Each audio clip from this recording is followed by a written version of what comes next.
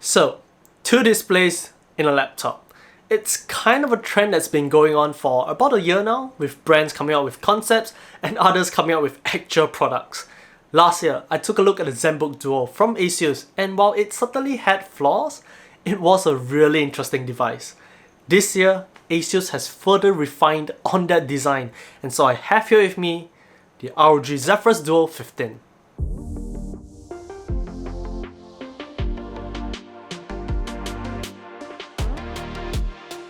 This, in my opinion, is a really unique laptop. And the clue's in the name. You get two displays built in right on the laptop itself.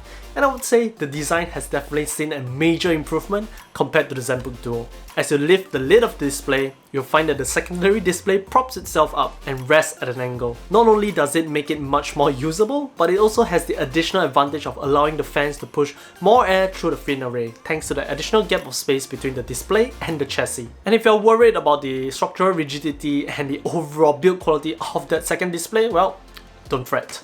It's really solid and wouldn't flex even with quite a bit of pressure, and definitely feels premium to the touch. For the display itself, which Asus terms as the ScreenPad Plus, you get a half-height 4K display that fully supports touch. It supports a maximum resolution of 3840 by 1100 and a second resolution that's half that on both axes. Just like the Zenbook Duo, Asus included some nifty features like 3-way split screen for 3 programs side by side, the ability to instantly shift programs between the two displays and more wherever you drag a window or program around, and a quick side menu where you can select your save layouts, pin and launch your favorite apps, and more. Honestly speaking, as a content creator, having dual displays is kind of like a bare minimum. The main idea here is that you can have your timeline and your program monitor on your main display, and your secondary display can have things like your references or perhaps music selection, and the whole idea is that you can interact between all these programs, all these windows without having to alt-tab. Even for gaming, and perhaps more so for streamers, you can enjoy your game on the primary display while having things like OBS and your Twitch chat open on that secondary display. Now of course, you won't be getting maximum efficiency as compared to say getting a full-size secondary display, but the fact that you can even do so is amazing, and it's built in right in the laptop itself, so you don't have to lug an additional display wherever you go. I do however still feel that it can be improved.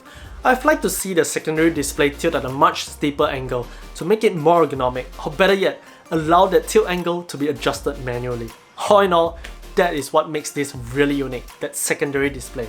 But of course, we have to touch on all the other aspects of this laptop as well, for it is quite a powerhouse. For the main display, you get a choice between a 4K 60Hz IPS panel or a Full HD 300Hz panel with a 3 millisecond response time, which we have right here. To cut to the chase, it's a great display.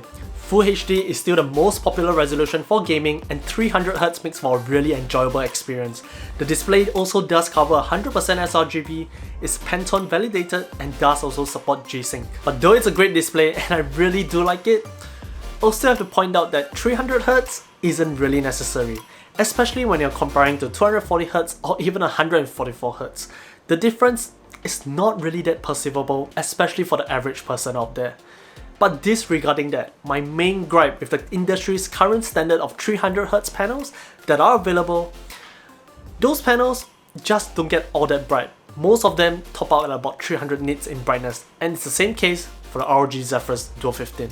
If you're looking at a Zephyrus Duo for gaming, I would say you'll be plenty happy with this display.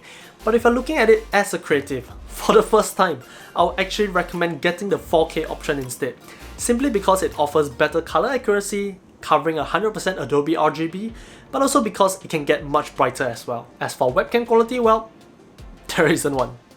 For the keyboard, as you can see, it's been shifted down to make way for that second display. The keyboard itself feels fine, but it's not really a great experience for typing or gaming, simply because there is no space for a wrist to rest on. Now, Asus does include a wrist rest, which does make it better, but I hardly think you'll bring it around everywhere you go. It's the same case with the trackpad.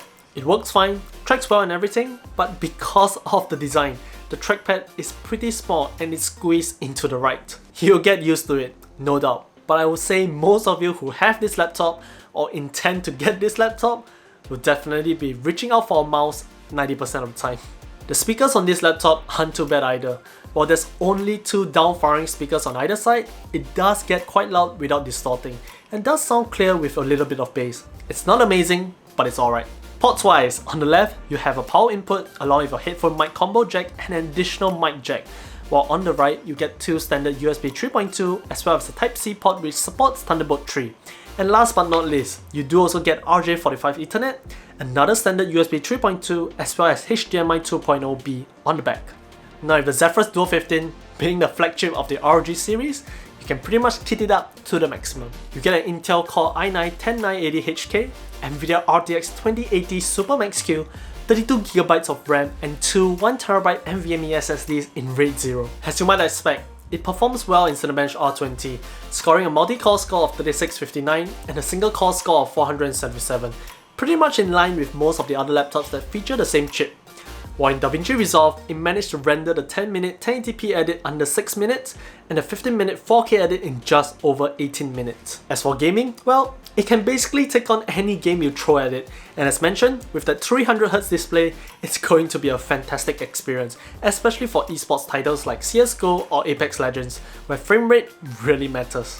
Despite packing such high performance components, the Zephyrus Duo 15 manages temperatures rather well, with the CPU averaging around 84 degrees Celsius and the GPU hovering around 70 degrees Celsius for both creative and gaming workloads. Now, one of the reasons why the temperature results was pretty good is because Asus decided to go with liquid metal cooling for the CPU, and as you can tell, it really does bring that CPU temperatures down by a whole bunch, especially when you compare to other laptops that feature the exact same chip but without liquid metal cooling. And as for fan noise, I would say it does get loud, but it's not overbearing, and neither is it that kind of annoying pitch. So it does get loud, but it's perfectly fine. As for battery life, the Zephyrus Duo does get about 5 hours of general real-world usage with its included 90 Wh battery, and I would say considering the specs that it has, that's not too bad. Though do note that it was on Optimus. If you do enable G-Sync, the battery life will definitely drop by quite a bit. All in all, this has been a really interesting laptop that I would say makes for a great mobile workstation or even for gaming. It's got a great design, plenty of performance, and it's definitely an upgrade over their Zenbook Duo. It is, however, a really expensive laptop, as you might expect. So if you're interested in this laptop, you've got to ask yourself, do you really need two displays?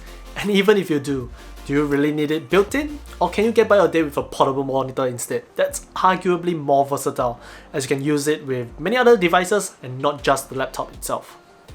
Whichever the case it may be, just remember that this is probably the more expensive option, or the most expensive option.